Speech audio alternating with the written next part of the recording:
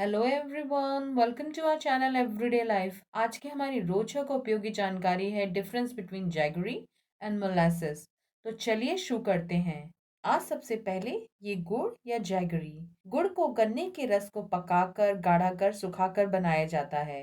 इसमें गन्ने के रस के अधिकतर पौष्टिक तत्व विद्यमान रहते हैं। इसके अंदर बहुत अच्छी मात्रा में कैल्शियम, मैग्नीशियम, पोटेशियम, आयरन और सोडियम पाया जाता है। गुड़ का उपयोग आप चीनी के एक सेहतमंद विकल्प की तरह भारतीय मीठों में कर सकते हैं। गुड़ को खजूर तथा अन्य पाम परिवार के पेड़ों के रसों से भी बनाया जाता है।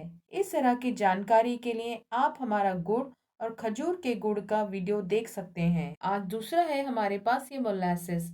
ये सॉस जैसा दिखने वाला गाढ़ा तरल, ये गन्ने के रस को पकाकर बनाया हुआ गाढ़ा रूप है। इसके परंपरागत या ट्रेडिशनल रूप में गन्ने के रस के अतिरिक्त कुछ भी नहीं होता है। इसे आप गुड़ बनने से पहले का चरण या स्टेप समझ सकते हैं। इसमें गन्ने के रस के अधिकतम पौष्टिक तत्व विद्यमान रहते हैं। इसमें अच्छी मात्रा में लोहा, मैग्नीशियम, पोटेशियम, विटामिन B6 और एंटीऑक्सीडेंट्स पाए जाते हैं। इसका उपयोग भी चीनी के एक सेहतमंद विकल्प की तरह चाय, कॉफी या अन्य भारतीय मीठे पकवानों में किया जाता है।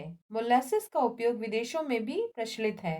इसको अक्सर पैनकेक आदि पर सिरप की तरह डालकर खाया जाता है। ये है गुड़ और ये है मोलासेस। ये इसी तरह गाढ़े से तरल रूप में होता है। इस मोलासेस के हर भारतीय भाषा में नाम है। उत्तर प्रदेश के पूर्वी हिस्सों में इसे राब कहा जाता है। मोलासेस को चाय, कॉफी तथा अन्य शरबतों में उपयोग करना गुड़ की तुलना में आसान है, क्योंकि ये आसानी से घुल जाता है। गुड़ का उपयोग चाय और कॉफी में करने के लिए आपको इसको पाउडर बनाना पड़ता है या फिर पाउडर गुड़ का उपयोग करना पड़ता है। विदेशों में मोलासेस का उपयोग अनेक बेक गुड्स में भी किया जाता है। दोनों का स्वाद मीठा परंतु चीनी से भिन्न होता है और दोनों को ही चीनी के तुलना में एक सेहतमंद मीठा माना जाता है। इन दोनों का ही मूल्य हर उस स्थान पर जहाँ ये बनाए जाते हैं वहाँ कम होता है। इसलिए इस वीडियो में हम इनका मूल्य साझा नहीं कर रहे हैं और हम आशा करते हैं आज की हमारी जैगरी एंड मोलासेस की यह झलक आपकी एवरीडे लाइफ में जरूर उपयोगी रहेगी।